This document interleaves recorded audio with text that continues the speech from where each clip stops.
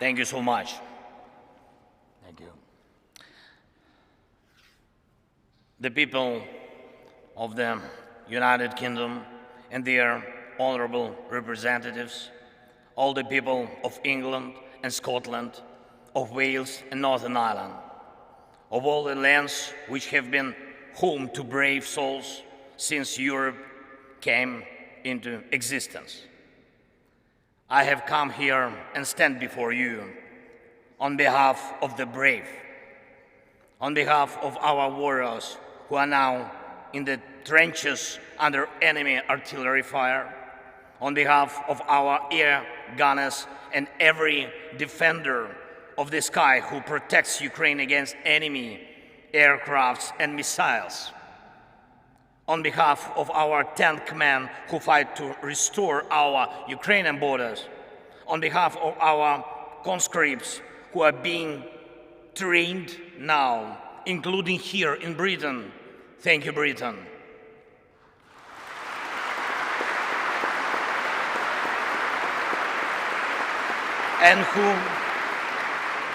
And who will be then deployed to the front line, skilled, equipped, and eager to win. On behalf of every father and every mother who are waiting for their brave sons and brave daughters back home from the war. Mr. Speaker,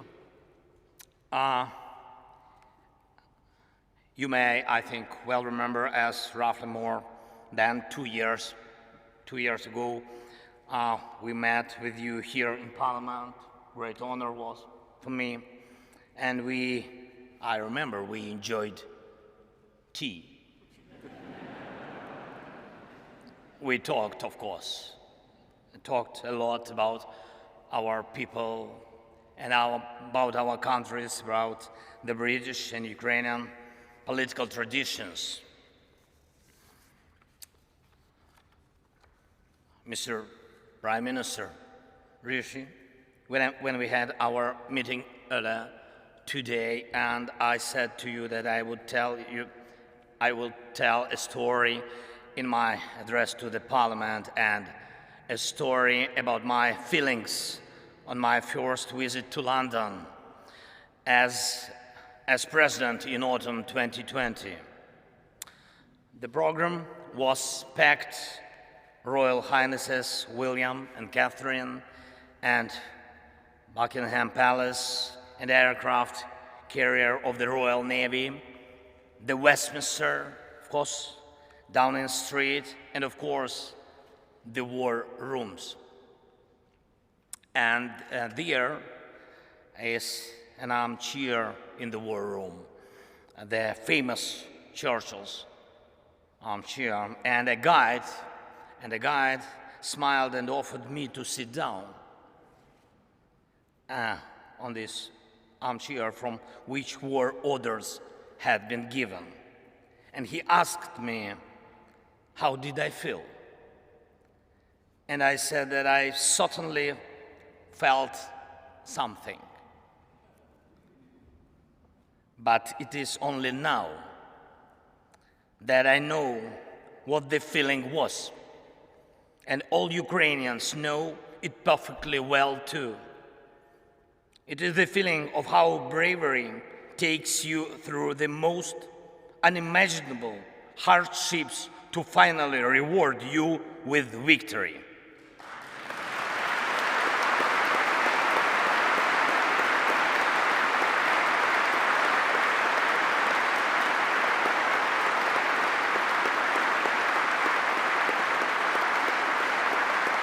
Ladies and gentlemen, I thank you for your bravery. Thank you very much from all of us. Yes, please. That is for you. All applause for you.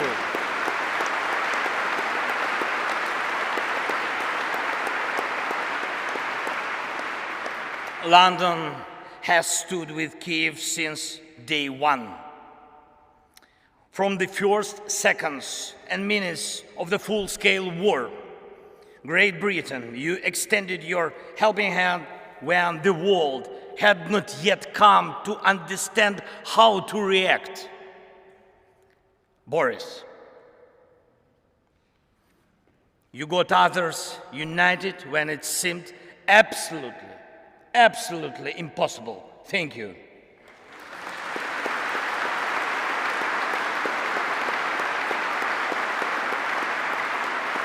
You, all of you, you all showed your grit and character back then, strong British character. You didn't compromise Ukraine, and hence you didn't compromise your ideals, and thus you didn't compromise the spirit of these great islands. Thank you very much.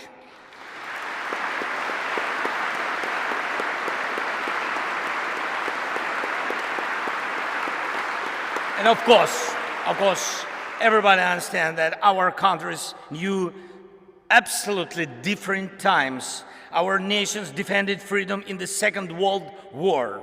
The Iron Curtain divided us. Our people went through crisis and growth, through inflation and periods of social losses and social gains. It was tough, but we always found strength and stamina to move ahead and achieve results. This is the bedrock of our land and your traditions. Ukrainians and Brits defeated the fear of war and had the time to enjoy peace. No matter what we encountered on different stages of our and your formidable history, and you and us and the whole mankind achieved similar result. Evil lost.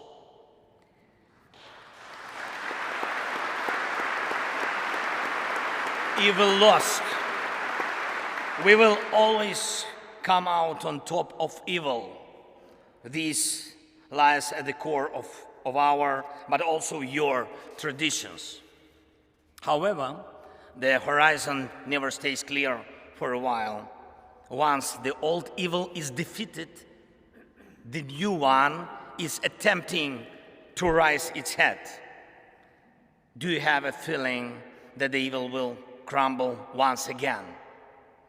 I can see in your eyes now we think the same way as you do.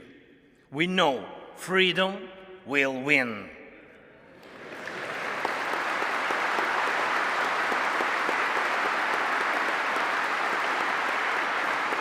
We know Russia will lose. And we really know the victory will change the world.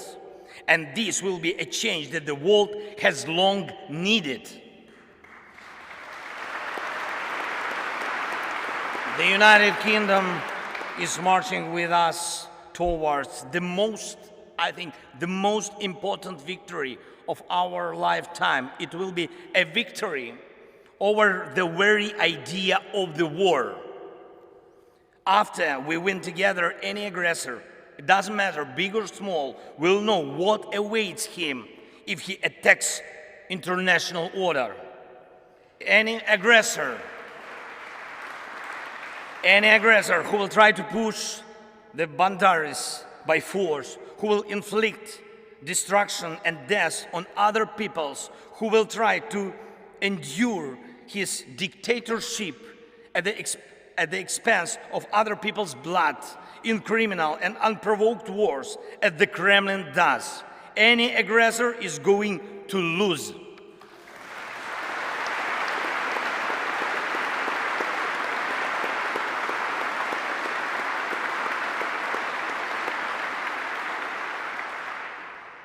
Ladies and gentlemen, we have already achieved remarkable results, and we must make every effort to turn our achievements into the foundations of the future global security architecture.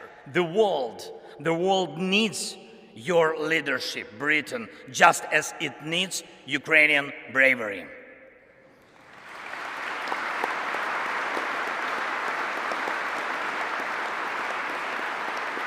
When the full-scale invasion began, we, together with you, Britain, and United States and other allies, formed a true coalition of friends. That is very important. You were among those very few who had helped before the large-scale invasion began, exactly as it will be necessary every time in the future to prevent aggression from happening. Your help was preventive. We must take these principles of preventive aid to those who are threatened with aggression and preventive sanctions against those who threaten aggression as basic principles of the world anti-war policy. We created a coalition of NLAW. Thank you. Of NLAW and Javelin that stopped the advance of the Russian army from the first day of the invasion.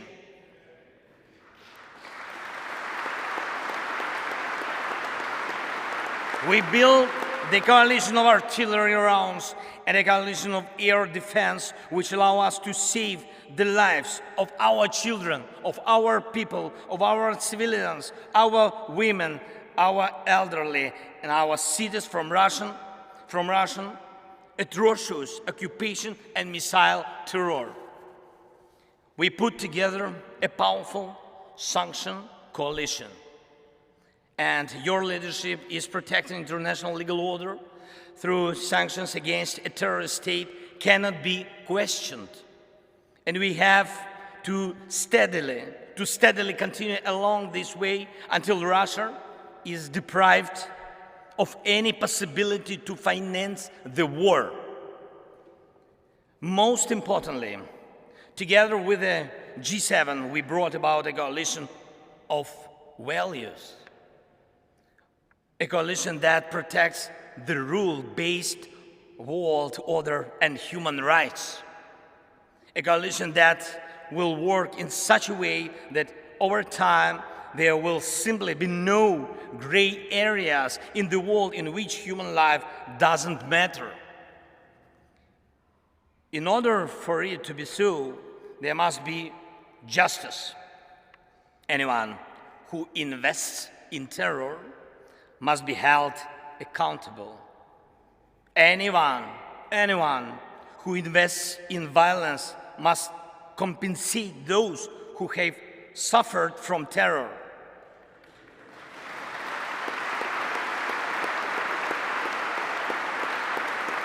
Terror, aggression, or other forms of state violence.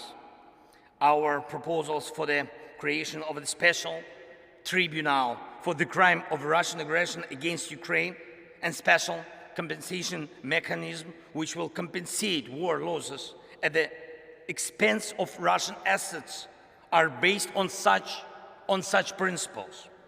Justice is one of 10 elements of the peace formula proposed by Ukraine and supported by Britain. I thank you for your readiness to invoke the formula. Thank you, Prime Minister. Thank you very much.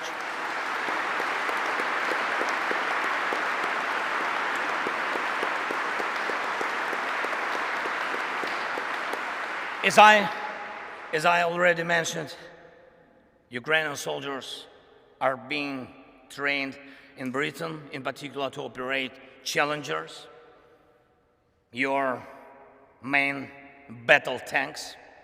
And it's a tank coalition in action. And I thank you. Thank you, Rishi.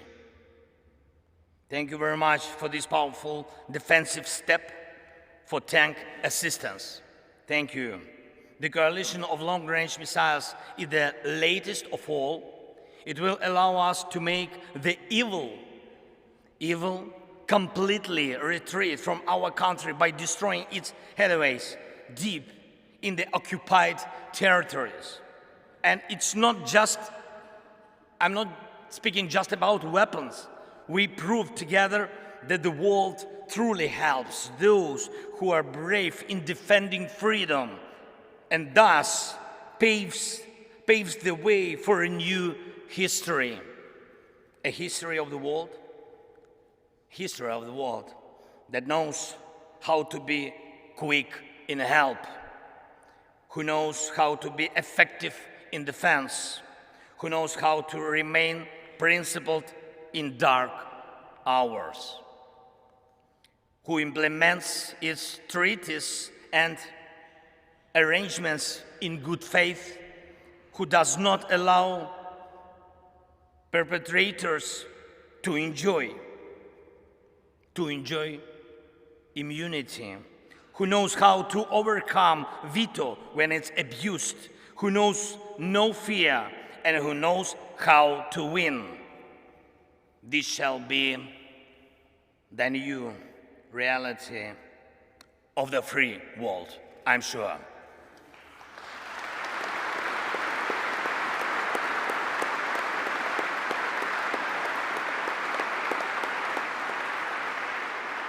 However, evil is still around today, and the battle continues. Yes, we know how it's going to end and how we are going to feel on the day victory comes. Every day we continue to pay with lives, pain and tears for bringing victory closer, with the lives of our people, our heroes, whom we lose in battles, with the lives of our heroes who take life and death risks every day to save as many of our soldiers and civilians as possible. And today I will have the honor to be received by His Majesty the King. It will be a truly special moment for me, for our country. And in particular because I will convey to him from all the Ukrainians the words of gratitude for the support His Majesty showed to them when he was still the Prince of Wales.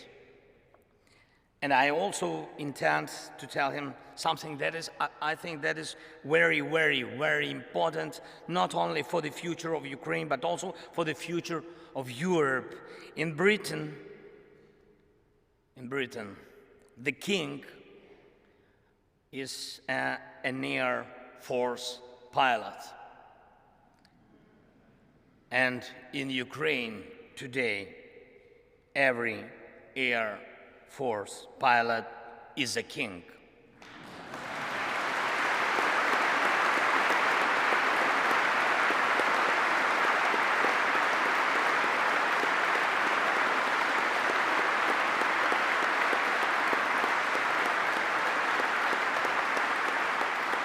For us, just for us, for our families.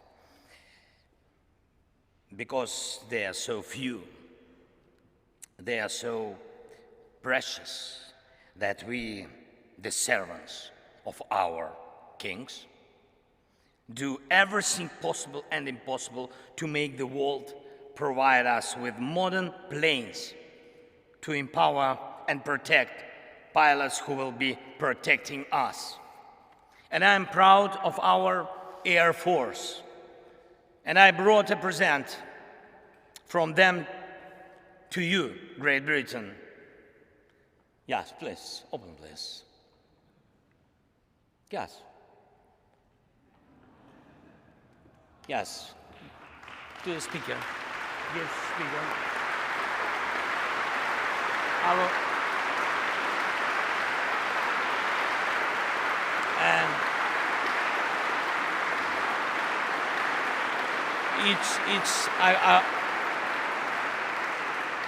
I will explain. It's the helmet of a real Ukrainian pilot. He is one of our most successful aces, and he's one of our kings.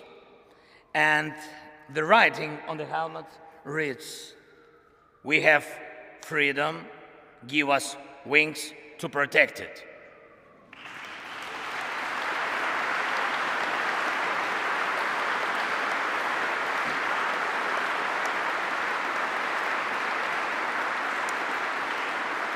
I trust this symbol will help us for our next coalition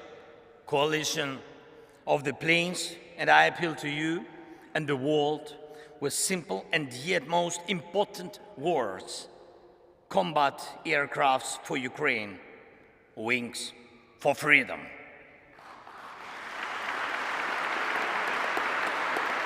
Great Britain, you and us both struggle for peace, but instead of we are forced to face the range that seeks to deprive us of peace and everything else that is valuable in life. Unfortunately, it is in human nature to allow evil mature. It then stands up against humanity. It then destroys and kills. It launches aggressions and breaks people's lives. You and us have already fought together against such evil. You and us already have the experience of defeating the evil that is generated by human nature. I'm not saying there will be no more wars after the war ends. No, it is impossible to completely erase evil from human nature. Yet it is in our power to guarantee with words and deeds that the light side of human nature will prevail. The side you and us share, and this stands above anything else. Thank you for your attention. Thank you for your support. And leaving British Parliament 2 years ago, I thanked you for delicious English tea. And I will be leaving the Parliament today, thanking all of you in advance for powerful English planes.